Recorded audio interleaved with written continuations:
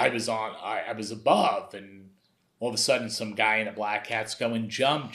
And I said, you can't jump, I'm in a synagogue. I thought, you can't jump in a synagogue. That's so disrespectful. And he said, no, jump. And that rabbi pulled me along, and then I made maybe 4 or 5 frames of that, and that image was compositionally the image that Kathy Ryan then picked.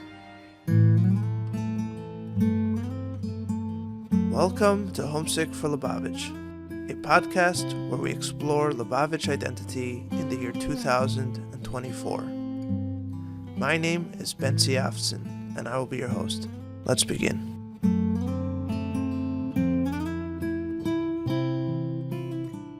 Alrighty, so I'm here with Marc Asnin, a very special podcast, a very special episode for the podcast. Very thankful for you making the time. Thank you. And for the patience to let me find a SD card. It's all good. Right, but without an SD card, this conversation would not be recorded for everyone to listen to. Absolutely. So Marc Asnin is a photographer, has been a photographer for many, many years, and is the photographer of some of the most iconic photos and some of the last photos, right? Yes. Some of the last photos. Before the Rebbe had his stroke. The Rebbe had his stroke. And we're going to hear some more of the background of that and so on. But, we'll put it on the podcast. But there's a famous photo of the Rebbe giving an address, and the Rebbe, which is very interesting, at least for me, being in the in the visual world, the way you framed it, where the Rebbe is not in the center or with the rule of thirds, right? But the Rebbe is kind of, you're breaking the rule of thirds, where the main subject is forward and leaving a lot of the foreground is diminished compared to the background, right? Right. And you see the Rebbe talking almost to what's out of frame, and what you see in frame is behind the Rebbe. And I have a personal connection to that photo because one of the elderly Chassidim who is bending over the table to either to hear more what the Rebbe is saying or because someone's pushing him down is my grandfather, Rabbi Meir Afson. So, well, when we're finished the podcast, it'd be my honor. I have a print to give you of that. Thank you very much. I would be very grateful. So, to be honest, I hadn't heard your name. I'd seen your work, of course, but I hadn't heard your name.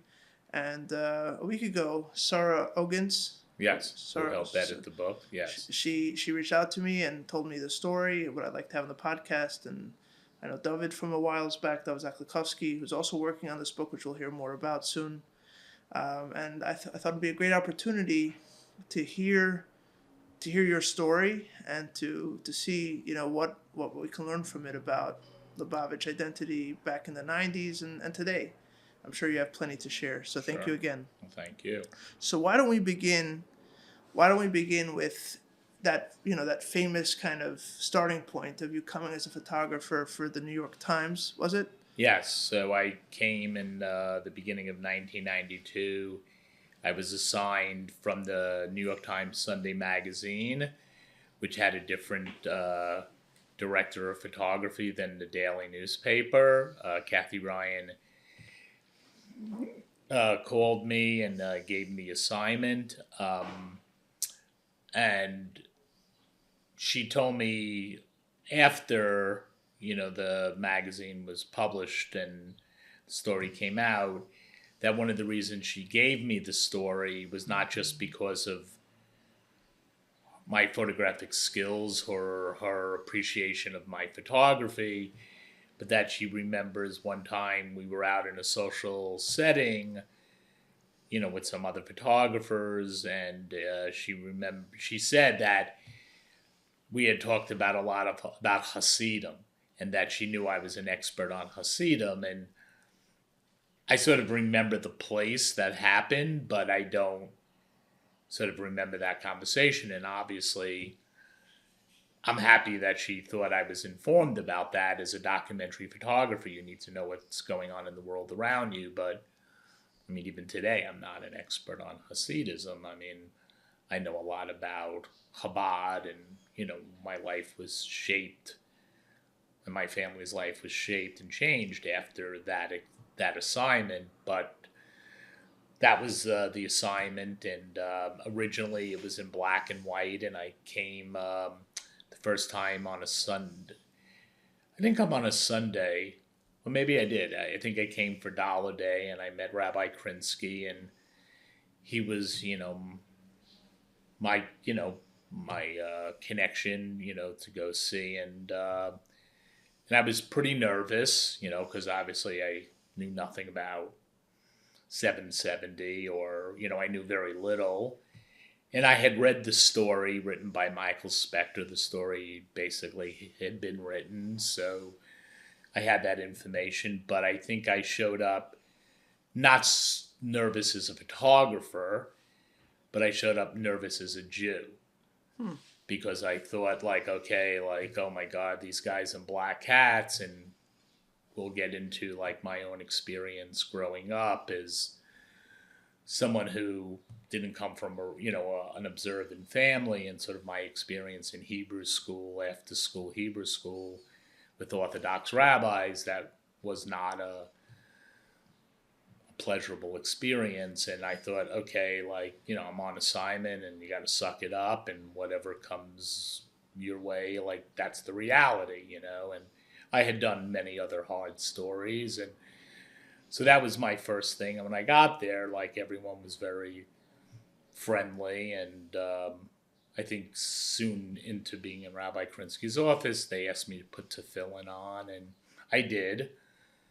And then I photographed the Rebbe, and, it was a pretty short, there he was on Dollar Day, and, I was making pictures. And for me, it was a much more visual, most of the time being around the Rebbe, it's a visual process. I wasn't really thinking about, what these people are so much. I'm there to make imagery, and the writers writing the story and sharing that. What was the story about? What was the theme of the thesis of the story? This incredibly important man Rebbe, and I think for the bigger world, not understanding the difference between a Rebbe and a rabbi, and this understanding of it was called the Oracle of Crown Heights, this incredible leadership, and it was the Rebbe's 90th birthday. So it's a reflection on who the Rebbe is, the community. I think it probably dealt with the Messiah issue, right. But again, when I'm there, that's not what I'm focused on. Sure. I'm there to make powerful, moving images that will accompany and it's sort of like a dance. My visualness will help the story and that story. So, you're collaborating, even though you're not together, it's a collaboration. Homesick for Lubavitch is brought to you by Yuvla Media, which, yes, is my video production company. At Yuvla Media, we believe in the same principles as this podcast, namely that in our communities there are just so many stories worth sharing and worth telling, and that in the end, a good story is always so much more. Over the past few years, we have helped dozens of nonprofits, companies, and families share their very precious stories with the community. If you're looking to share your story, please don't hesitate to reach out to us for a free consultation at hello@yuvlamedia.com. Again, that's hello@yuvlamedia.com. A link can be found below as well. For now, let's get back to the podcast. I received a call from someone who worked in Kathy Ryan's department, and said that Kathy had decided that the story needs to be in color. And in those days, when you were working for a magazine, you typically had to shoot color slides, and that was something I didn't really like. I didn't really do well, and I told the editor working with Kathy, tell Kathy thank you, but I'm just not going to do it, because that's not what I do well, and someone else should do it better. I think that was for me the professional thing to do, and because Kathy knew me and knew my work, and that his name was, I think, Steve Fine. And he said, oh yeah, Kathy knew you were going to say that, but Kathy said you should call Gilles Perez, who's a photographer at Magnum, and he's going to tell you how to shoot color negative. And I'm like, yeah, I'm not sure. And she said, yeah, Kathy knows you can do it. Okay. And like Kathy Ryan is this very, renowned, someone who I think really understands photography, documentary photography. So I did what she asked. I called Gilles Perez, and Gilles said, yeah, Mark, it's nothing. It's just like photographing in black and white. You put the color film in, the color neg in, and send it to the lab. They do all the color corrections. It's nothing. So that was an interesting, when we look back, like that Kathy still pushed me creatively. She didn't let this boundary that I had based on technique get in the way. You can think like, oh, if she was like, okay, just move on, my life.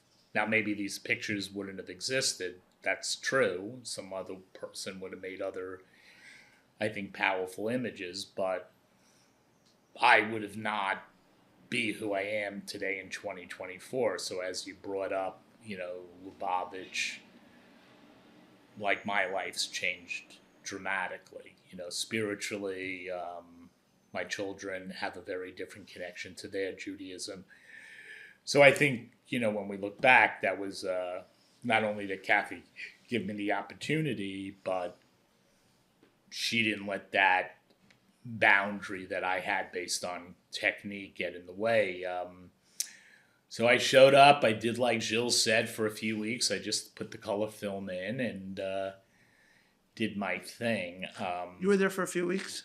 Yeah, I mean, off and on, not every day, right. But, all of a sudden I learned that on Mondays and Thursdays they read from the Torah, and that there were just different opportunities, What was if I could just ask you for a second, what was you spoke about the crafting a visual story, which is in many ways something that I envy in photographers, because with video you're kind of having both. You're doing the image and the story, whereas with photography you really have to nail the image, and it allows you to focus visually on what you want to capture. So what were you seeing? Like, what was the first impressions visually that you picked up? I mean, listen, it's it's seductive. The black hat, the beards, like these are all very visual things, and that's not I'm not the one who figured that out. I mean, it's just. You could see historically, like, pictures from Poland or shtetls, and you see it 100 years later. I mean, it was an attraction. Like, not all those people were attracted on a deeper level, like these are Jews, and right. It's visual. Like, right. But when you show up, like, I'm looking to build a story, and so, and you think of a movie, you're moving. When you're watching a great movie, different camera angles, you're moving in and moving out. I'm working very close to my subjects. And maybe 20 years later, I was with David in the Children's Museum, and I was in a bad mood. We had some a Jewish holiday, and I was in a bad mood, and David introduced me to someone. And a few minutes later, I said to the gentleman, like, sorry, I wasn't so, friendly to you, but I'm just in a bad mood. And he said, no. He said, no, I know who you are. You're the photographer who photographed the Rebbe for the Oracle of Crown Heights. And I said, oh, yeah, thank you. And he said, yeah, I was a photographer, not really like you, but I was a photographer. And he said, yeah, it was amazing. Like, no one could believe how close you got to the Rebbe and took pictures. And I said, oh, did you think that was disrespectful? And he said, no. No one ever thought it was disrespectful, but no one ever got that close to the Rebbe. Physically, you came with a camera, or you were using a zoom lens? No. I mean, like, when the Rebbe's at the Torah, I'm as close as you and me. And I think when you look at pictures from Farbrengens and, pictures now that I see, when the Rebbe did permit pictures, I think there was a certain period there were no pictures allowed. Right. Those pictures were from a far distance with a long lens. I showed up like I was never thinking like, oh, I'm standing in the corner. Like, right. That's not what Kathy Ryan sent me to do. She sent me to do my thing based on other projects I did that she knew, like Uncle Charlie. And so, but also, we're looking back, no one ever told me no. So someone like Rabbi Krinsky or Zalman Shmutkin never came and said, listen, you can't be getting well, that's that the number one rule of photography or anything with a camera is better ask for forgiveness than for permission, right? Right. Right. But I even... you didn't even go there. Right. But I didn't even think... Like, that was never in my mind. Right. You know, like, no, I never... Right. You know, until that gentleman said that to me, 15, 20 years later, that never came up. And so I wanted to ask you about that. As someone coming from the outside, right, who's unaware of the protocols and the norms of how people would act around the Rebbe, right? You know, so much of the mystique or so much of the distance is created by the protocols and by the norms. Right. Right. Without those protocols and without those norms, what did you feel about the Rebbe's presence? How was the Rebbe different than other subjects that you had photographed? Right. I mean, I think first of all, like I had the projects that I did were not either assignments or personal work. Those were not typically such famous people. Mm-hmm. But what I did realize entering 770, this was not the typical synagogue. Okay. You know, when I went to synagogue, you sat in the pew, you didn't breathe too heavy. Like there were it was very rigid. Right. And I would say when you think of the word Orthodox, even if it's not about Jewish Orthodox, being Jewish and Orthodox, just orthodoxy in general, there's a rigidity. Mm-hmm. And soon into 770, I realized, like, I had never been in a place like this. Everyone was just praying wherever they wanted. It was just, and again, like, now we're talking about it and it's very clear to me. And then it was a much more unconscious process. This was not like I was feeling it right. and seeing it, but I wasn't intellectualizing it. I think that's important. Right. So there's a picture in the New York Times magazine, and it's of a guy. He probably didn't want his picture taken, but he had like a sitter up in front of his face, and it's all kind of worn out and ripped up. And I thought, like, God, like they're so passionate about davening. I mean, I knew the word davening, like. Right. To me, that visualness is better than like a sitter that's brand new. Sure. Now, he probably didn't want his picture. He put it up, and okay, that's where sometimes photos, don't really tell the whole truth. But there was incredible looseness in 770. Now, listen, the night of that picture, it was the Yitzhak of the Rebbitzin. I'm not sure if it was the 4th or the 5th. I don't think that matters. But there was a moment, when I took that picture, and soon after that, the Rebbe gave out a purple prayer book on a $5 bill. So I think it was the 5th Yitzhak. And some guy came up to me, and somehow Zalman Shmutkin, who was like the guy with me, wasn't with me, or I didn't see him. And some guy in a black hat said, if you take a picture of Bob Dylan, you'll be thrown out forever. And then came Bob Dylan, and he got a bracha from the Rebbe and the purple prayer book, and a few minutes later I needed to get something in my camera bag, which was in Rabbi Krinsky's office. So I went up, they rang me, and then there was Bob Dylan. Now, I'm not a big music guy, but it's like Bob Dylan, and I'm like, what's he doing at the Rebbe? And talking about the atmosphere, the energy, in most other religious settings of someone so important, even like Rabbi Krinsky, I understand he's not the Rebbe. Right. They would have said, Mark, this is just not the time now. Please, like, exit or do what you need. They're like, come on, sit down. So I'm like, okay. I sat down. They were eating corned beef sandwiches or, dealt meat sandwiches. Who was? Rabbi Krinsky, Rabbi Kozlarsky, Zalman, Bob Dylan, his bodyguard. And I sat there, and then, soon Bob Dylan got up. He shook everyone's hand, including mine, and he left. And I was like, wow, that's pretty wild. Like, that was Bob Dylan. I didn't know his name was Zimmerman. I'm much more like a sports guy than a music guy. But I got on the phone and I started calling people I knew saying, you cannot believe Bob Dylan was at this guy, the Rebbe. And Rabbi Kozlarsky came up, but I didn't know who he was.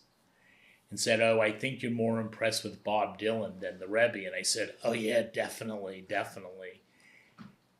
And okay, I'm a pretty open, direct guy. Now you could say, like, that's pretty stupid telling some guy you don't know that he's more important than Rebbe. Right. Rabbi Kozlarsky didn't say, oh, shame on you. And that's the world of Judaism that I had come from. Mm. So I was absorbing all this looseness. Mm. And that was very interesting to me. And then I have a cousin, so the way my family wound up not being observant, my grandmother in the 1920s married a Jewish guy, but he was a gangster. And we wound up not being religious.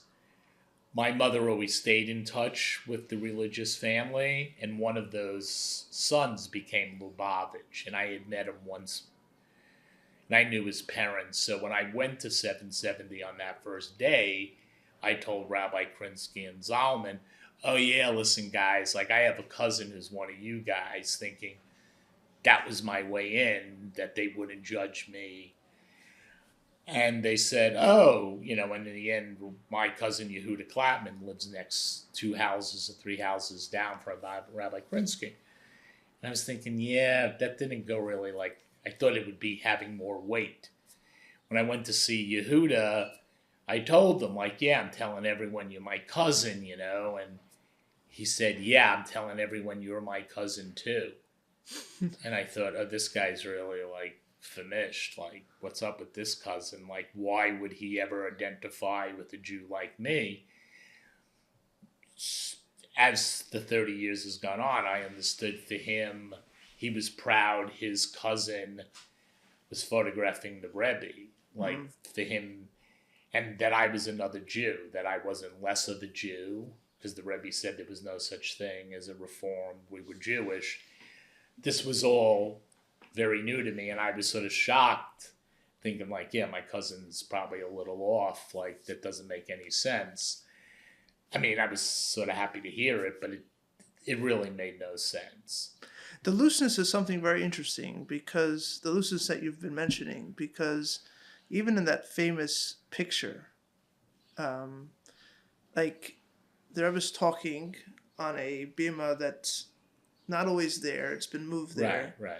And then around him are hundreds of men pushing and shoving. Right, but between the men and him are these ramshackle wooden tables that have been just like nailed together, right? And it's not like a precious synagogue. No, and what was that like? Like, just because as a photographer, like you're mentioning earlier, your job in this project was to portray a man who was mysterious to many, especially the readers of the magazine, but was clearly a very big and important Jewish leader.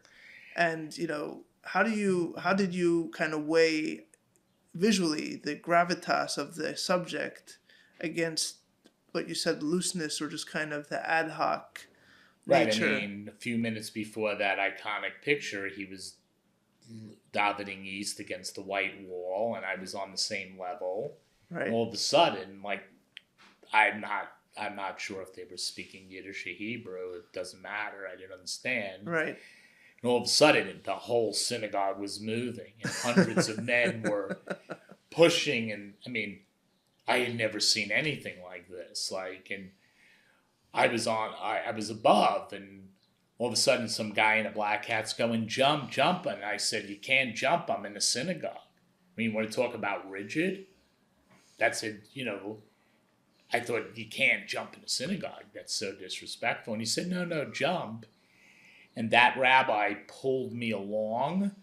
And then I made maybe 4 or 5 frames of that, and that image was compositionally the image that Kathy Ryan then picked. That rabbi we just saw today, it's Levi Baumgarten from the Mitzvah Tank. I had never seen such passion. I mean, you couldn't move. and it was like people were just like, it was like almost a stampede of positive energy. And yeah, I mean, now I realize it, the closer the better, I guess. But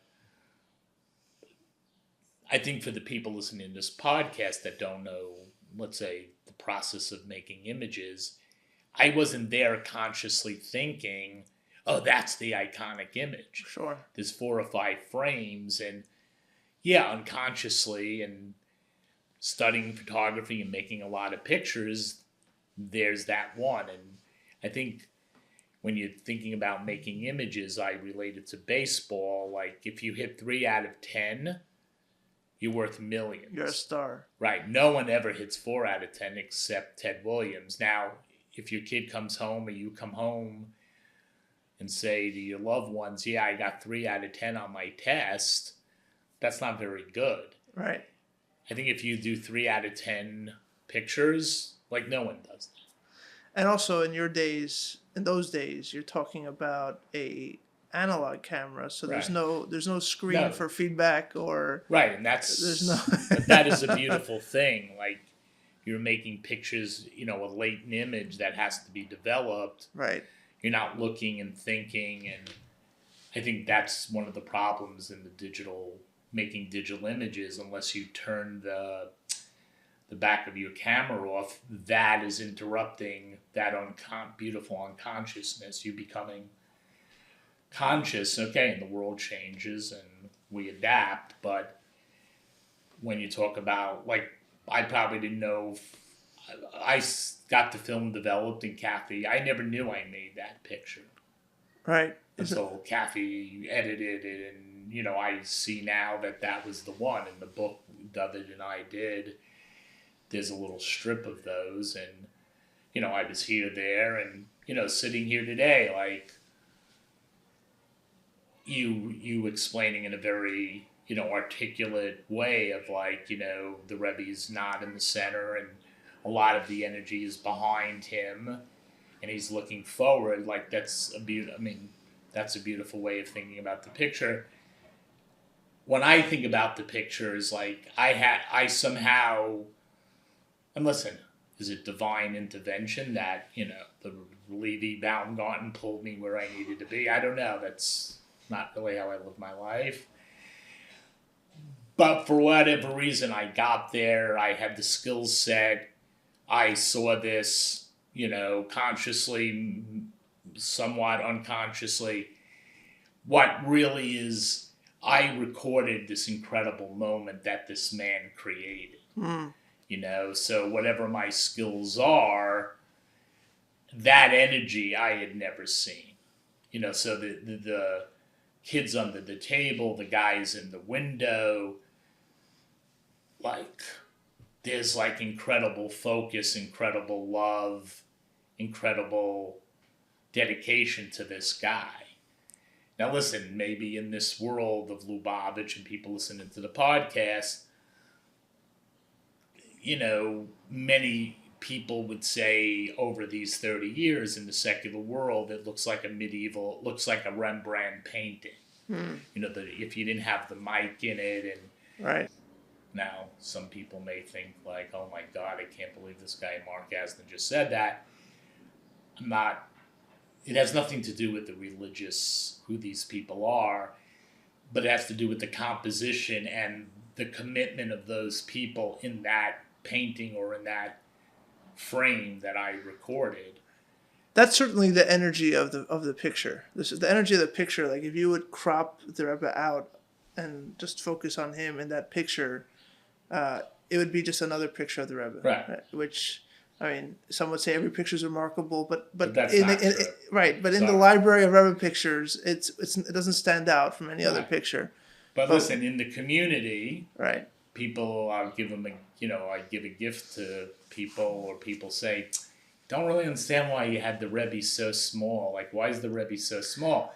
Now, that's not a criticism of the community. They're not studying art. Right. They're in a different lane in life. But you're right. Like, it is a criticism of the community. you can't say that. Maybe the word isn't Oh, I can criticism. say whatever I want. I would say maybe. I don't care.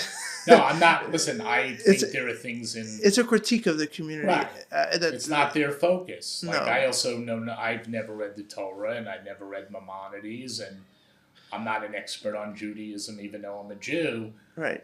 So it's not a criticism because that's not what they focus their life on.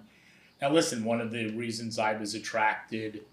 I just don't think it. I don't think it's just a matter of artistic preference. Like, I think it's not like that they don't know about art, therefore they don't understand what you're saying, because you'll go into most of their homes and you look at their wedding photos of their kids. Yes, they have the close-ups of their kids, but they also have the wider shots of the family. Right. And there's a tolerance for a picture that includes a family. Right. That's a good point. Right, and tolerance for a shot that includes context. So why wouldn't that apply here?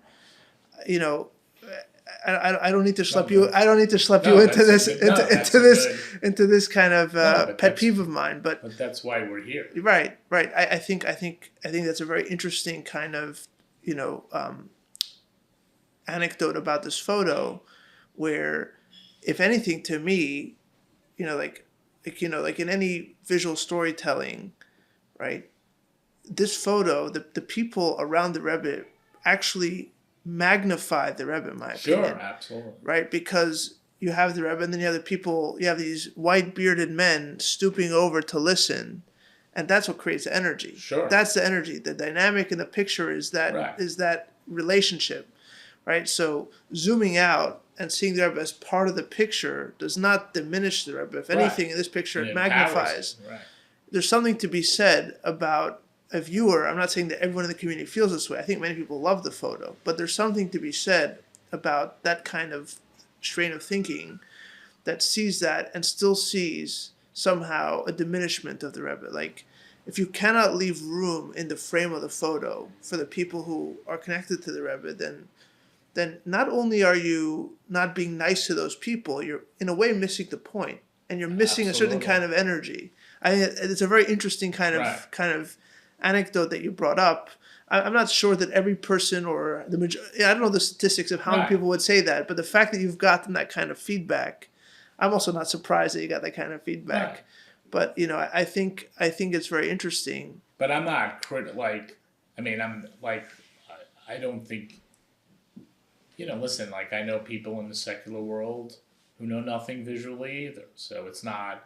I didn't take it as that kind of critique. Right. That's my point. I don't think it's about a lack of visual awareness. I think there's a certain kind of feeling of, like, if you have a camera and you're pointing it at the Rebbe, then why would you include anything else? And that's what they visually saw for decades. Right.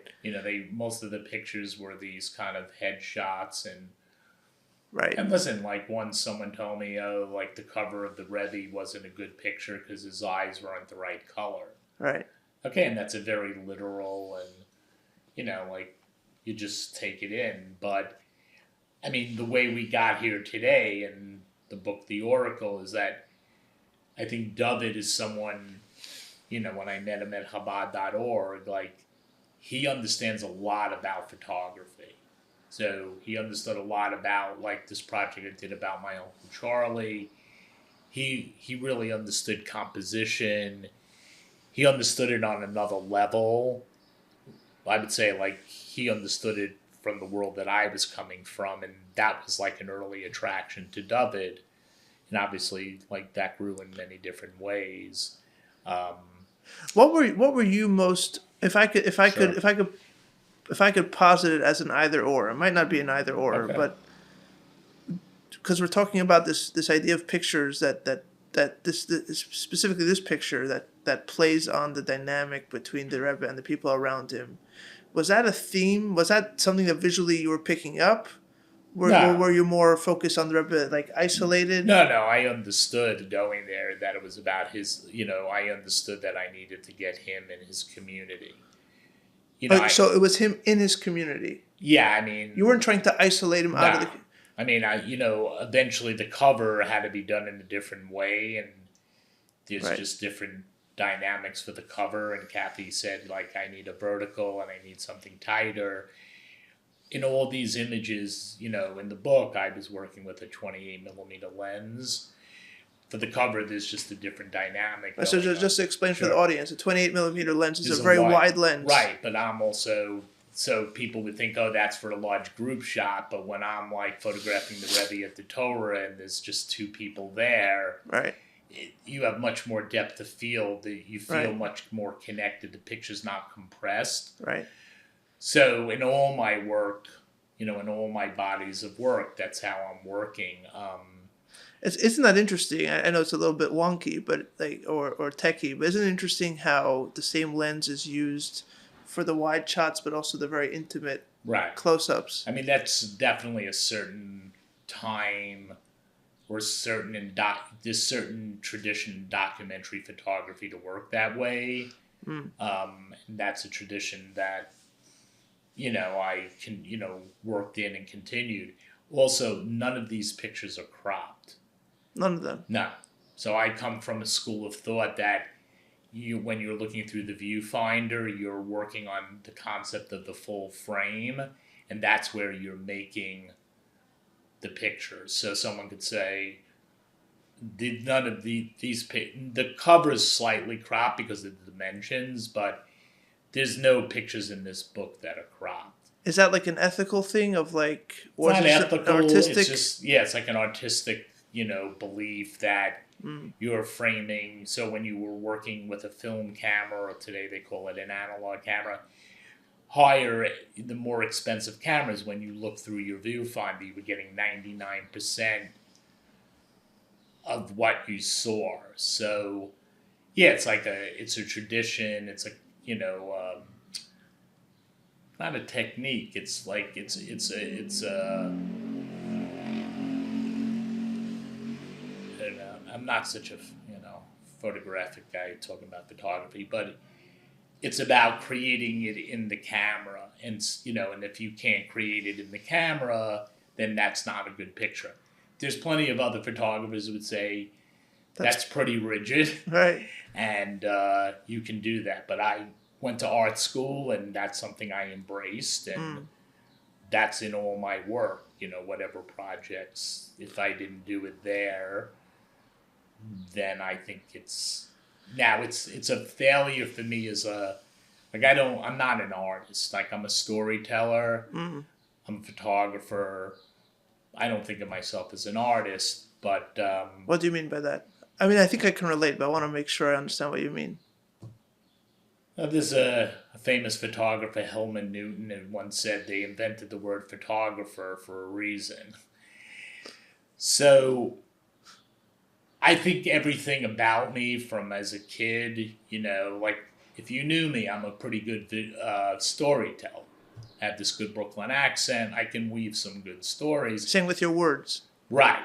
So I think I was shaped as a kid in a community in South Brooklyn where people were very good storytellers. And that came from sort of like the streets where people were wise guys. Right.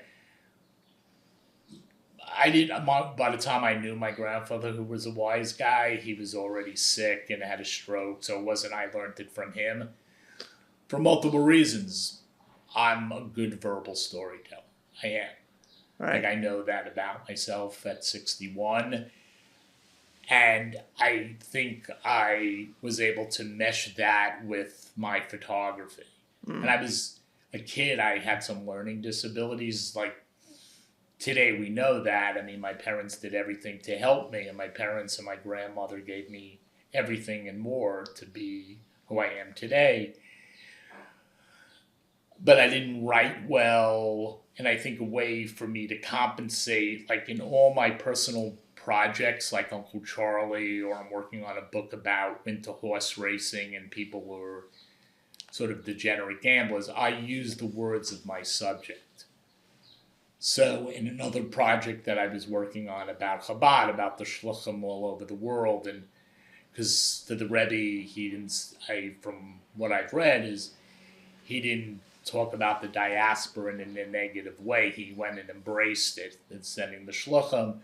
So when I did this other project for a bunch of years, I'm not interested in telling you what I think about shluchim in Siberia or shluchim in Cuba. I want to hear about the Jews that the Shluchim touched. So I would record those people. So in that sense, like, that's how I tell a story.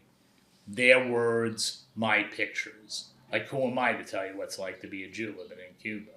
Interesting. So that comes back to your philosophy that a camera has you use a camera to capture something that you see, but in many ways, like you want it to be observant as opposed to manipulative, where later you start playing with, right? Right. Is that what you're saying? So I think for me, it's just like, if you don't live it, I shouldn't discuss it. You know what I mean? So, like, in the sense of my Uncle Charlie, for 31 years I photographed my mother's brother who's mentally ill, never got out of that life that my grandfather,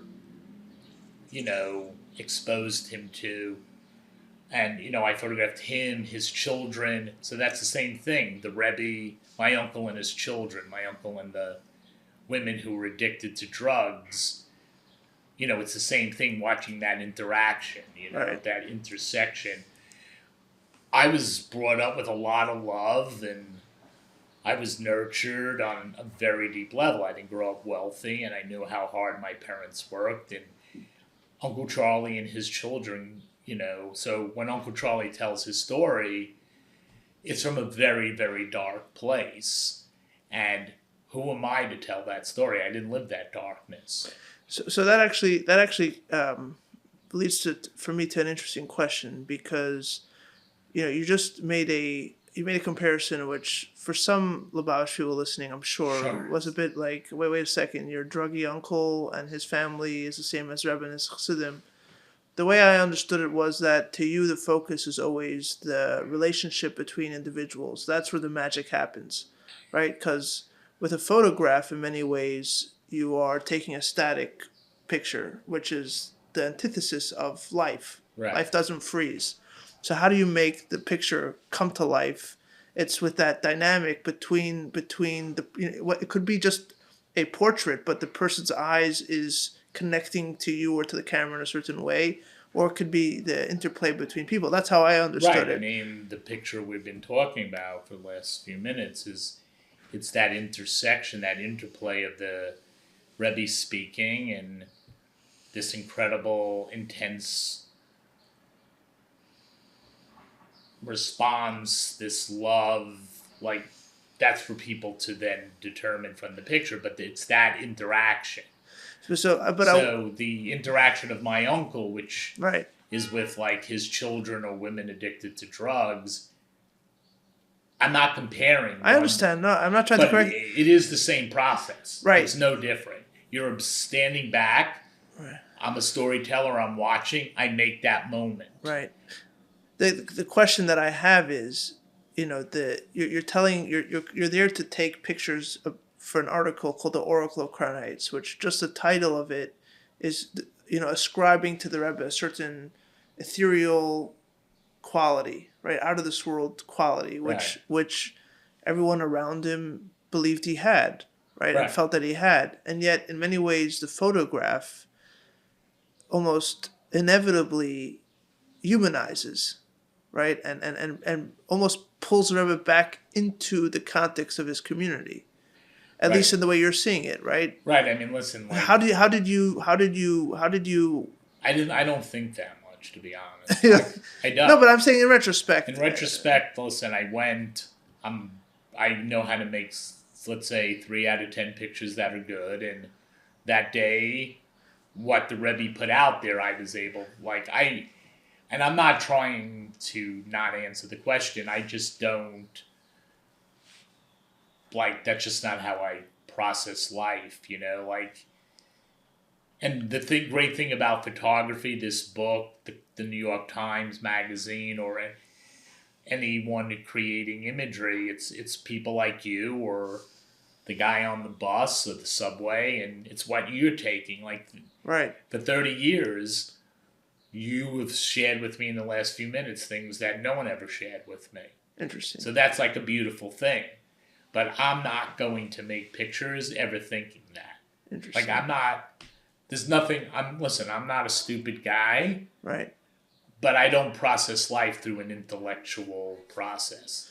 It's visual and emotional. I know, I believe you, especially when you're talking about taking the photos. In many ways, you have to put that to the side. Now, some photographers don't, which is okay. It's just a different process. Right, but many will put it to the side because they don't want to get in their own way.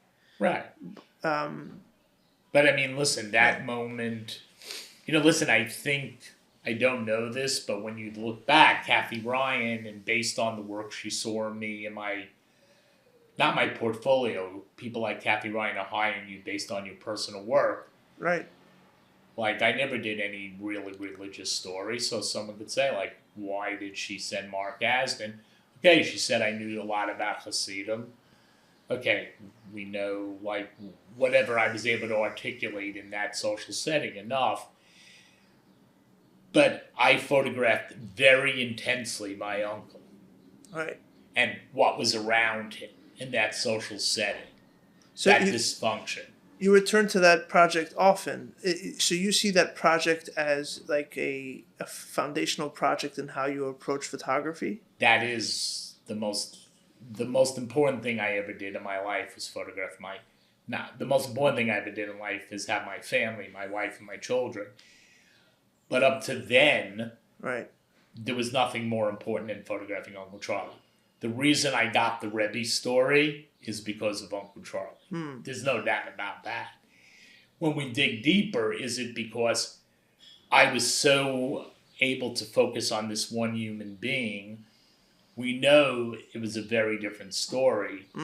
But what is the same is Uncle Charlie had a very interesting or visual dynamic with the people in his life, his community, his children, his environment in Bushwick, Brooklyn, the women in his life who were addicted to drugs but were also codependent on him.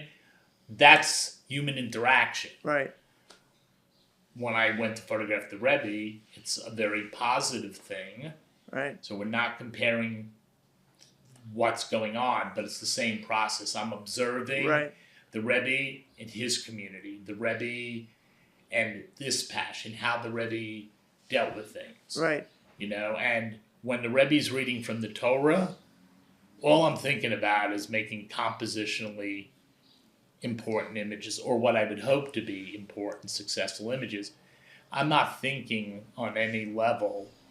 I think there's other photographers who, because we're all very different people, who would go in and think, oh, that's blah, blah, blah, and that's reason. Listen, the closer I could get to the Rebbe, I'm using all the sides of the frame, and what I think is important about this book is David went back, I gave David the archive, and let's say there's 100 rolls, just for argument's sake. David found pictures in there that are important historically. I'm not a historian. I'm not an archivist. Right. I'm there I want the 20 best pictures. But when we look at this book today, it's important historically. I saw when I was on press in Italy watching the book be printed for quality reasons. And I'm like, wow, that's a good picture. David found it. I never saw that picture. You know what I mean? So, and listen, as a creative person, you can look back and say, oh, I could have done this. I don't have any regrets. Like, that's where I was as a photographer in 1992. And if the Rebbe was here in 2024, I would be making different pictures. Maybe in the same tradition, but you're constantly wanting to grow. I would probably not making the same pictures that I did in 92. But my vision and who I am definitely was formed in the 31 years of Uncle Charlie. Now, the Oracle of Crown Heights is the most important magazine assignment I ever did. And it's the most important assignment I ever did where it changed my life. Now, Uncle Charlie changed my life in a very different way. But, or many years later, I'm sent to photograph Muammar Gaddafi, at the UN, and I'm going to have a one-on-one portrait session, and the gentleman who was the head of Time magazine said, yeah, I want one of those really close-up pictures like you do of Uncle Charlie. And when I went to photograph Gaddafi, first his handlers were like, you cannot get that close. And I said, yeah, but I don't make pictures from this distance. And they let me get very close to his face. So this is all, and someone could say, oh my God, like who do they have on this podcast? He's mentioned Muammar Gaddafi, but we're talking about the process of how I make pictures. Right. I would never use a long lens. I could see. I mean, I think I mentioned them already. The people that would be a bit irritated by these kind of comparisons, and I understand, in a way, I understand where they're coming from. But I feel like, to see that, to see a photograph, or to see the purpose of a photograph without acknowledging how a photograph works, is, in other words, to spiritualize a photograph is not, in my view, it doesn't make the photograph bigger than it is. If anything, to me, it makes it smaller than it is. A photograph is a photograph. It is especially in your days, it wasn't digital. It was light hitting a plate, and with that kind of technology, right. creating on a film a negative. That it's a very physical, understandable process with a machine called a camera, right? And then of course you've been describing the technique of composition, of how to frame a photo and capture a moment in a way that lives for years on and gives people ideas for decades after, right? Even if you don't notice in the moment, but capturing life does capture that spark that is infinite, right? I think this picture, and sitting here in 2024, really still, when you look at that picture, like there was a lot of energy, right? A lot of commitment. To me, there's a lot of love in that room, and but if to ignore the photograph aspect of it and say no, that's just spiritual, I don't feel makes the picture bigger. I think it makes the picture smaller. Yeah, I'm not just saying it's spiritual. I think I was able to record that image with my photographic ability, my sense of composition. I was there at the right moment. I took 4 or 5 pictures. Kathy saw that picture. It became the iconic picture of... But what's beautiful about like a latent image 30 years later, the Rebbe's not here physically. And I think if you look at it, you think, wow, like... I'm not even talking like spirit. Like, I'm just talking visually. Like, right. Wow, man. There was a lot of energy in that room. Like, look they're everywhere. They're hanging on, and right. Like, that's pretty amazing. And So, what do you think it is about a photograph that's able to last so long and contains so much energy? If it is just a light hitting a plate, how do you see it? I know you don't like to intellectualize your work. Yeah, listen, and I'm not like sitting here as like the pious Jew. I'm not. Like, we can get to that later. But the image is so powerful because of who was in, what was in it. Like, I didn't create that. I was... Okay, so you feel this image is more powerful than other pictures you've taken? Yeah. Okay. Now listen, there's powerful pictures in Uncle Charlie. Right. So what do you think, if we can step back from this picture? What do you think it is that a photograph? How do you think a photograph does that in general? I think there's as a photographer, you're looking for the moment. Well, first there's the subject, there's the moment, there's composition, and then there's the quality of light. That's sort of how I see what the 4 elements that make up a picture. Right. So here, the subject. That moment was an incredible moment. And from what I know, that moment didn't really happen that often. Mm. Okay. That's different than a Farbrengen. Like, right. Now, at a Farbrengen, let's say if I was there, I wouldn't have sat up in the corner of the balcony. Like, I would have told Rabbi Krinsky, like, yeah, this is not what we're doing here. But that moment in the moving of the synagogue, and that's the most important. Now, someone could have made the same picture as not as powerful. Then I made what I would think is an iconic image because I unconsciously composed it, and I took 4 or 5 frames. There's a certain light, there was this fluorescent light, and however that light hit the film and was recorded, it looks like a Rembrandt painting. The tonal range, the paneling on the walls, like all those elements are coming together. But if I had the best technique in the world and there was no energy in the picture, that's not an iconic picture. Now, I have pictures in Uncle Charlie that are pretty powerful images compositionally. The interaction of him and people in his life that are very, very powerful. They're pretty heavy. They're not really full of happiness. That doesn't mean they're not important pictures, especially when you're a social documentarian. You're not looking just for the positive. Like historically, we're looking at people, or we're told to not see, to look away from. And I think the importance of the Rebbe story is and there's plenty of people lots of Jews that know very little about Lubavitch, or whatever you want to say, Chabad. Like, that's just the fact. We know that in 2024. Right.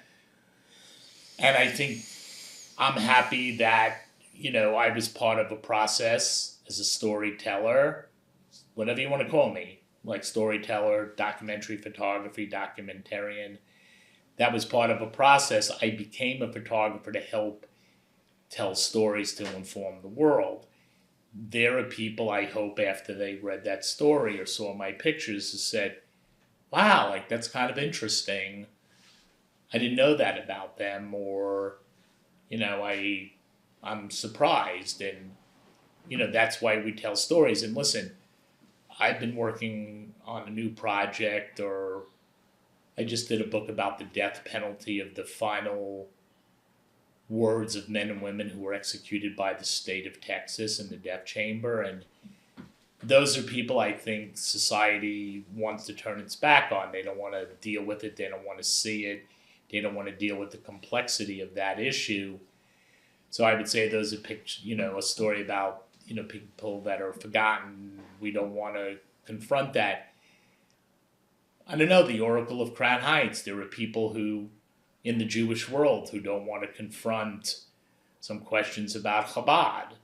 Right. There are people still today that say things that I'm shocked about Chabad. And, I hope this book and the 40 stories help to share with the world that those 40 people all had a very different, either direct or indirect, relationship to the Rebbe.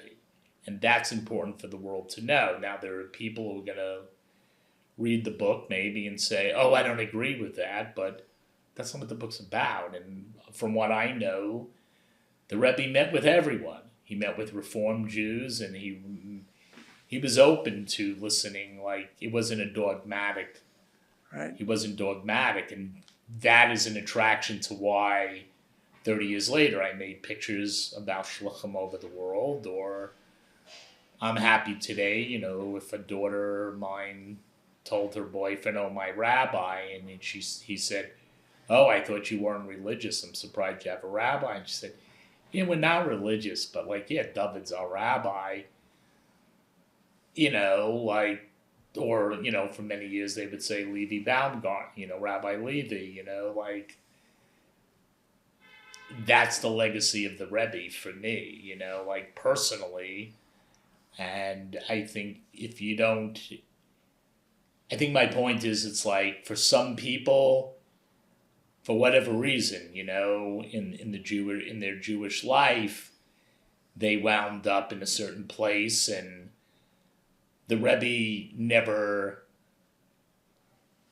looked at those people and said, yeah, I'm going to forget those. Those are unseen. And those are, like that I wasn't thinking about in 1992. But I always do stories about sort of projects of people who were like marginalized and,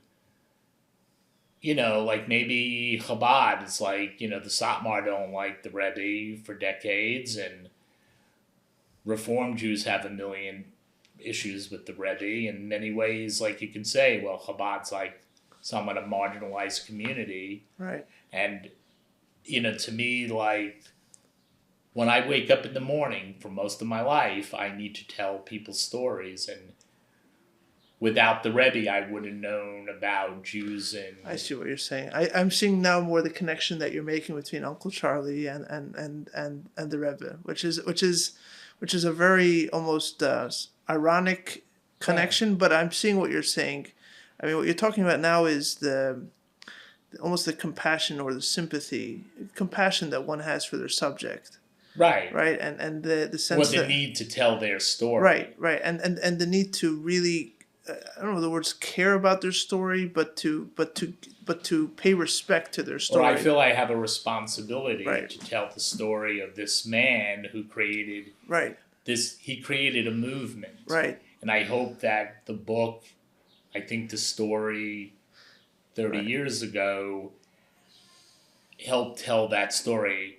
I'm hoping that people then realize, oh, these guys in black hats, you don't need to be afraid of them. And listen, I remember in 1974 going to the city from Brooklyn, and some guys walked up in the street and said, oh, you're Jewish, and we told them to F off, get away from us. Right, that was like wild. We were like, why are they putting the spotlight on us? That was a new thing. Now, 50 years later, like that's normal for Jews around the world, and the Rebbe. So I told a little piece. So this book just helps perpetuate. I'm not working for Lubavitch. I understand, but I do want to focus a little bit on this sympathy or compassion. Okay. I mean, the word sympathy is maybe too much. Compassion or responsibility towards the subject. Right. Because so I think a lot of the people listening, if you grow up in Lubavitch, right, you almost take the story for granted, and you take the Rebbe's grandeur for granted. It's just a fact. But in many ways, and this goes back a little bit to what you were talking about earlier, where cropping, like the framing of the Rebbe and zooming in on the Rebbe, or leaving room for the others. That I think there's much to get. When I asked earlier, what makes a picture work, like what makes a picture last and have value that's lasting, I think in many ways the answer could be the compassion or the sense of responsibility that the photographer has with his camera. Now, of course, things maybe could just happen by mistake. You're holding the camera, but for it's that's what it looks like sometimes. But it's really there's a lot of intention, even if it's subconscious and years of training. There's intention there. There's an eye there that captured it and framed it a certain way. Right, but just remember, I've done stories. We don't need to go into the other stories, but I've done very intense stories of people that, on a moral level, I find despicable. But you're still telling their story. Right, because I believe first, when you're an American and you look at our Constitution and the Bill of Rights, it's called the First Amendment, freedom of speech. Right. And there's a reason it's the first one, not the 10th. Right. And for multiple reasons, I think part of shaped is my childhood, where my mother came from, and my father was a photographer, so he was a commercial photographer, so I was shaped by him. But my mother grew up incredibly poor. My mother was 12 years old and being arrested for running numbers for my grandfather. She was a little Jewish girl running numbers for Italian wise guys in Black Bed-Stuy. And my mother was the bigger personality, but it was nurtured by my father and my grandmother, who was the mother, the wife of my grandfather. I was instilled that you never forget about the guy who's down. Mm. Now, today we use the word marginalized. Right. Like, my mother told me at 8 years old in Brooklyn, in Sheepshead Bay, which was the most Jewish congressional district in America, and I didn't grow up with any anti-Semitism. My father grew up there earlier, there was. My mother told me on the corner of 19th Street and Neck Road that when the comes down to it, you never stick with the white guy. You stick with the black guy because you're not historically white. Huh. Now, there may be people like blah, blah, blah. She was a radical socialist. She wasn't. What my mother was telling me is you never forget about, in that moment in history, and my mother's experience growing up as a Jewish girl in a black community, she saw repression. Mm. She shared that with me, and that even though I have the privilege of white skin, and Asnin is not a typical Jewish name, and I can prove that. For 3 years, I lived with Nazi skinheads in the Klan all over America, and because of my mannerisms and my accent, I could pass for Italian. Mm. Okay, so that's shaping as a kid. I also think post-Holocaust, in my house, my mother, again with the support of my father and grandmother, was telling me that the repression of other people is not acceptable. All those things merged.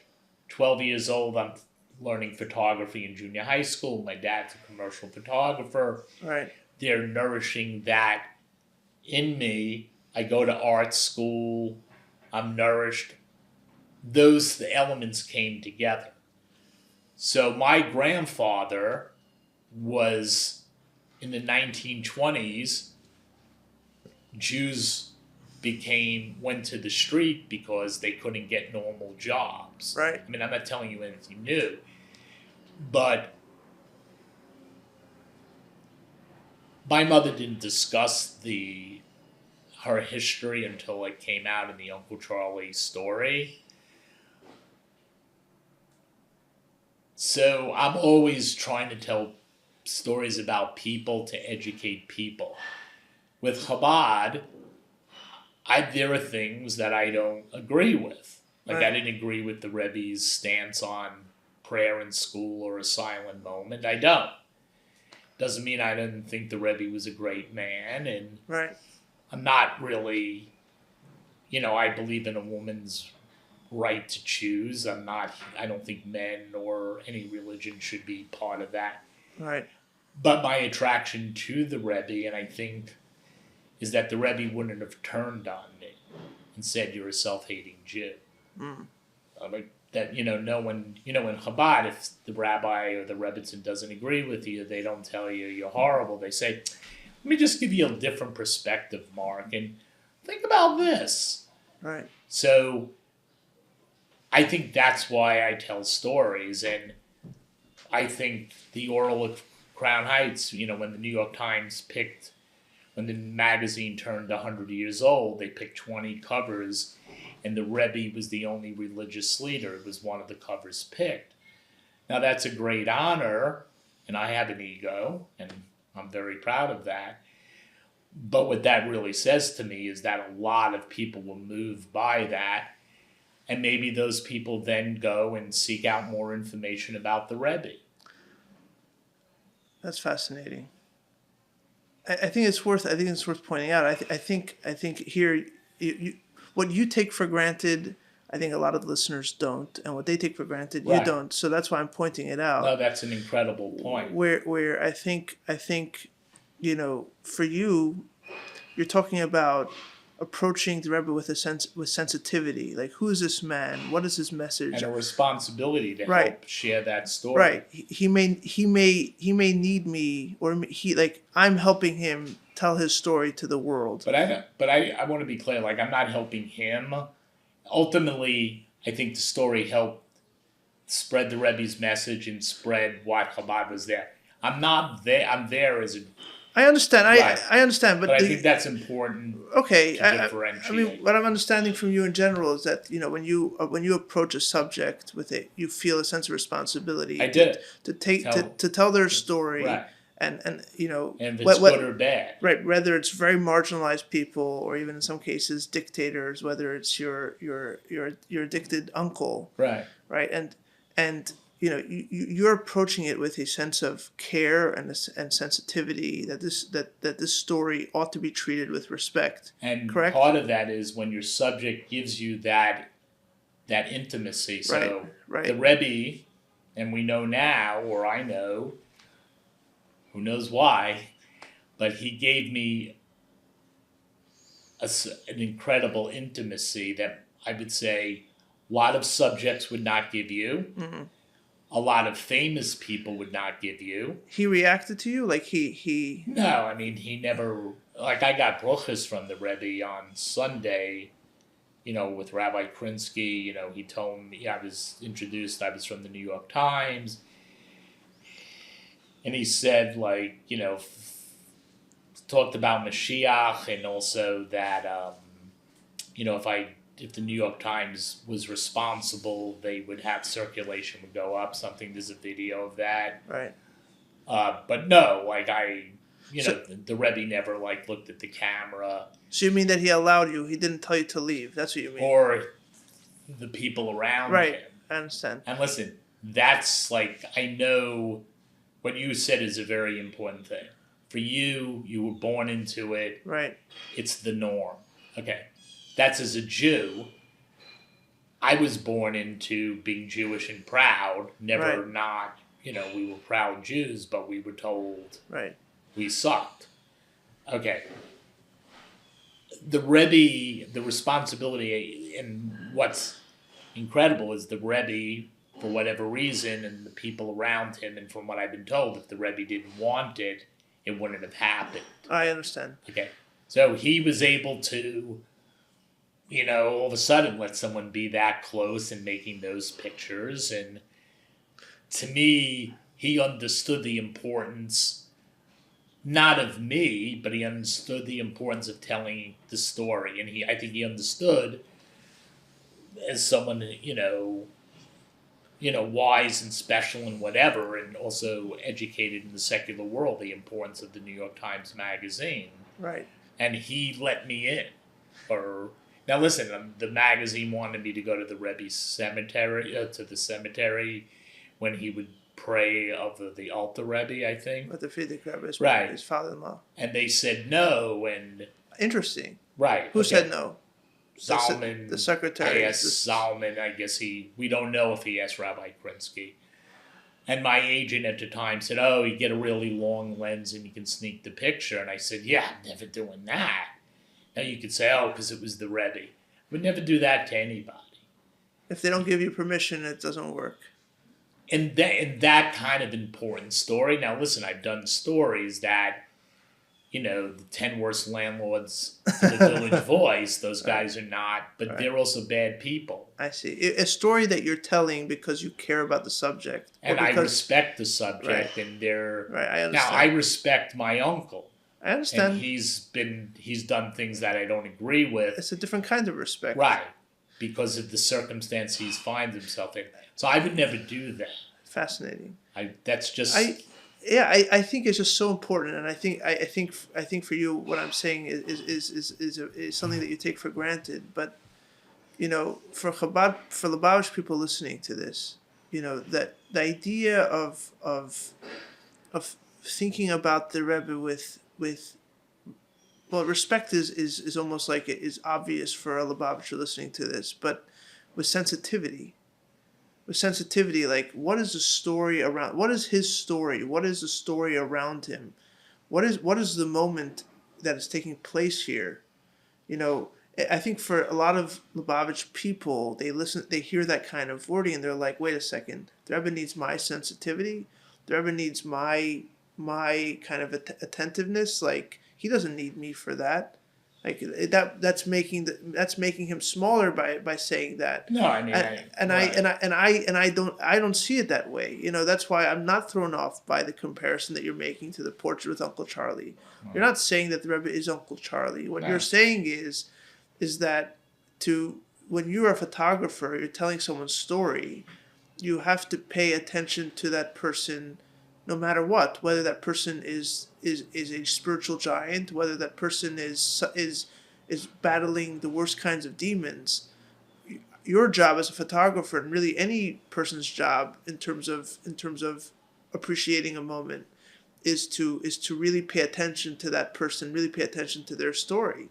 And I would argue that, the reason that these photographs have lasted so long and mean so much to people decades later is because you didn't just take the Rebbe for granted. You didn't just say, okay, he's a great man. Like you said earlier, let me set up a camera, 100 meters away with a tripod and, long lens and just kind of shoot the moment. No, I need to go and I need to get my elbows dirty. I need to really engross myself and involve myself in this moment. Right, but also like being around the Rebbe for the time I was. Right. There's no if you have any self-respect to what you do as a storyteller, there's no way not to be enveloped into what that was. Interesting. What do you mean by that? I mean the energy, like it's everywhere. The Rebbe's energy or the energy around him?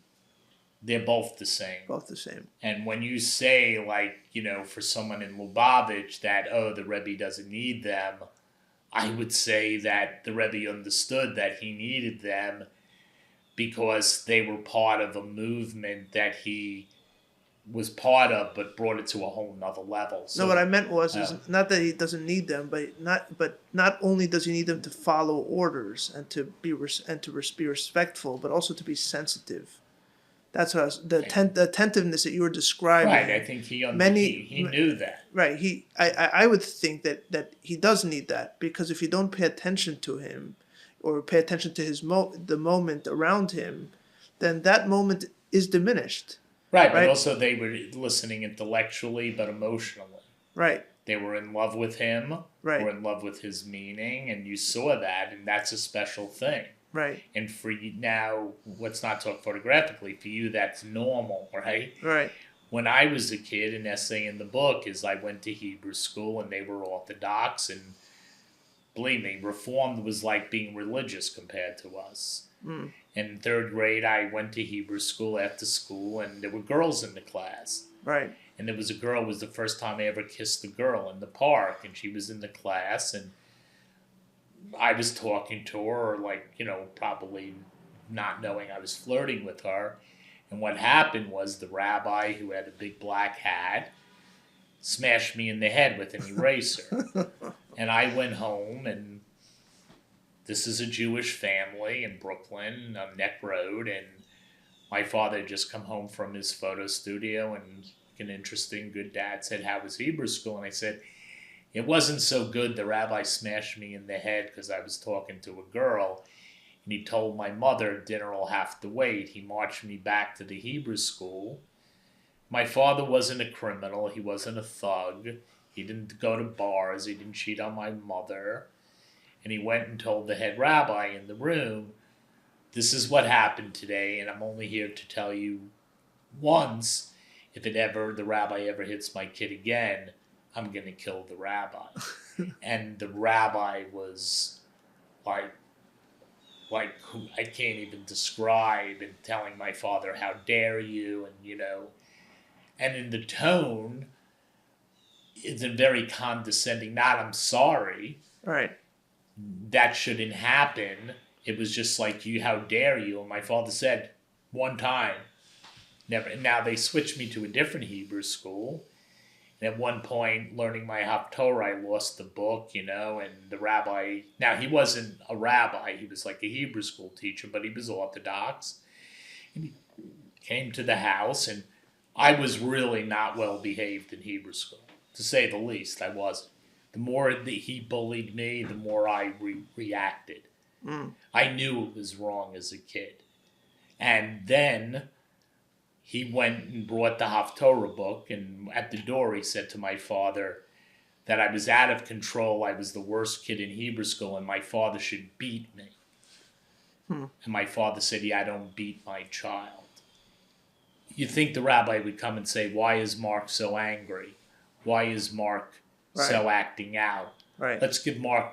Now, I was loved, but I grew up in a house with a lot of economic stress, a lot of intensity, lived in a community that was very tough and intense. So meeting the Rebbe and sitting here with you all these years later, it's wild. I have a yarmulke, I wear tzutzes, I put tefillin on. I'm not from, but if people ask me, I had a party recently, the guy said, oh, you wear a yarmulke now? He said, yeah. He said, oh, you're Orthodox?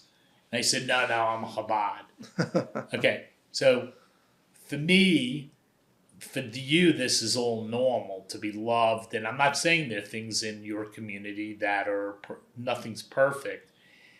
But that unconditional love for every Jew, when I look at that picture, that's what he was spreading. Wow. And we know the legacy of the Rebbe, and I've seen it from Siberia to Haiti during the earthquake, when the IDF responded with a Chabad rabbi as part of the rescue team. You're meeting secular Israeli nurses who tell you, oh yeah, not religious, but it's important Chabad's here because it's about the spirituality of the Jewish people. Or Haitians are naming their children Israel, and they say they don't know what a Jew is, Israeli. They say the children of Abraham came to save us, and in there is Chabad.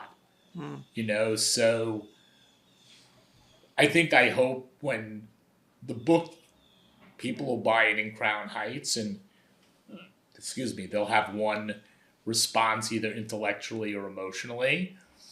But for me, if some other Jew buys it and says, wow, that's pretty wild, that this person was shaped by, never meeting the Rebbe. I mean, you go to Chabad houses, most people have never met the Rebbe. Right. And even 30 years ago. 30 years ago, I wasn't traveling the world. Right.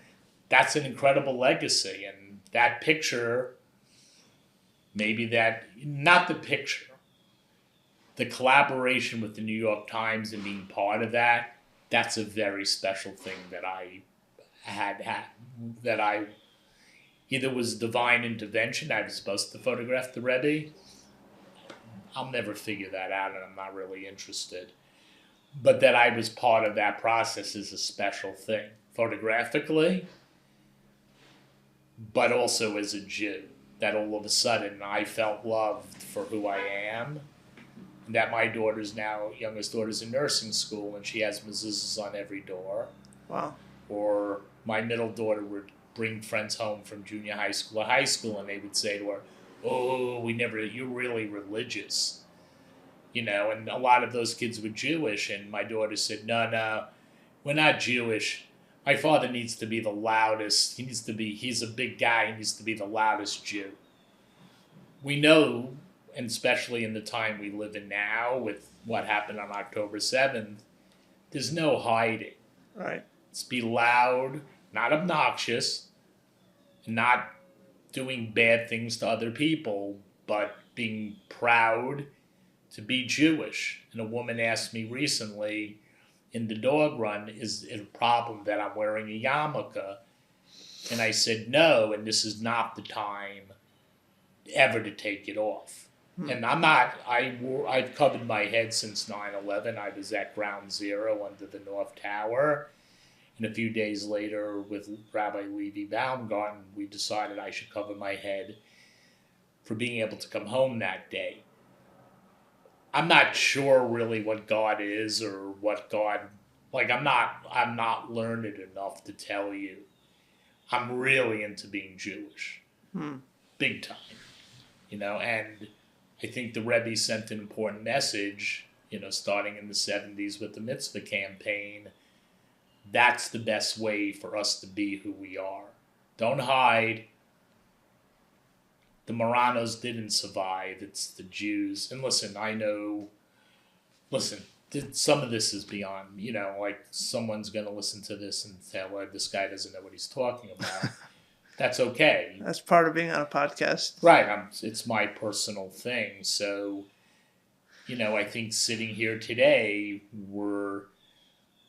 Judaism in America and around the world has only been strengthened, and we're a stronger people, either directly or indirectly. And, people who go to conservative synagogues or Orthodox, who may not appreciate, the Rebbe or Chabad like it is today.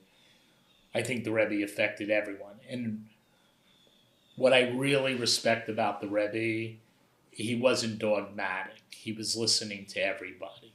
And I try, not comparing myself to the Rebbe, but it is one of my attractions to who he was, that he was listening.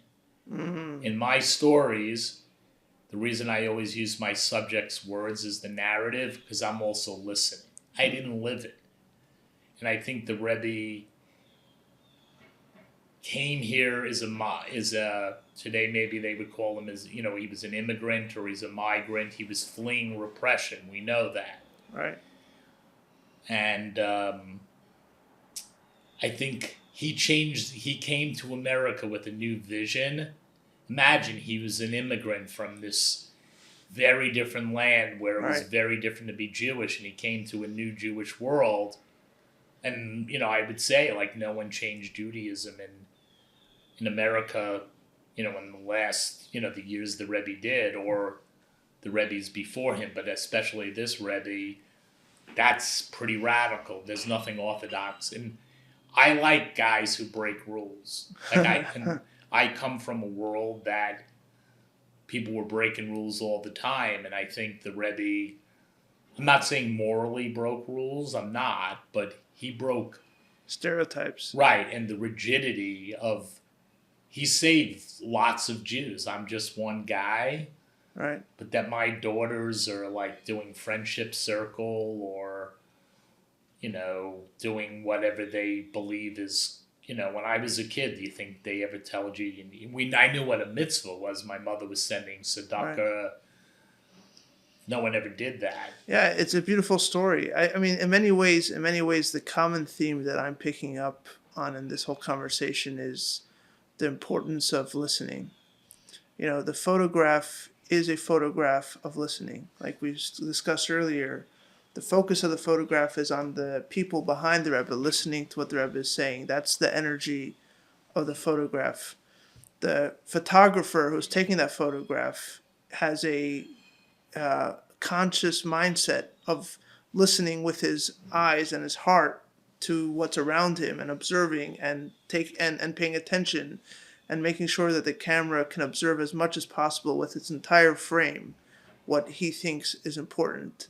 And what draws you to the Rebbe is his ability to listen, to see what's around him, and he was and to pay attention. Unconditional. Right. And so to me, it's just a story of listening or as you say in your book, the Chassidim grooving to the Rebbe, which I love that expression. Like they were in, listen, it's like, like if someone was grooving to rock and roll and, that's where, or, people were grooving to where, it's like it's a word. I mean, I wasn't I'm young. I wasn't living through the 60s, but that was a word. But yeah, I mean, when you look at that picture, they're grooving to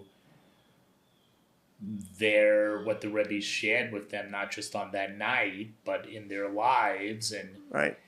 I also think maybe that picture's a metaphor, for people all over the world listening what the Rebbe had to say. I mean, again, for you, that's all normal. That was radical. I don't think it's as normal as you think. I think hearing and listening are two different things. Listening is all about paying attention and focusing and being ready to absorb something new. And in many ways, the challenge for someone that grows up in Lubavitch when everything is taken so much for granted, the ability to hear something new, to observe something new, is in a way harder. Right. But True. it's still available. And in many ways, this whole conversation has been a conversation about the power of listening. That when like you said before, the subject of the photo is listening to the world, to the moment. The people around him are listening to him. The photographer is listening.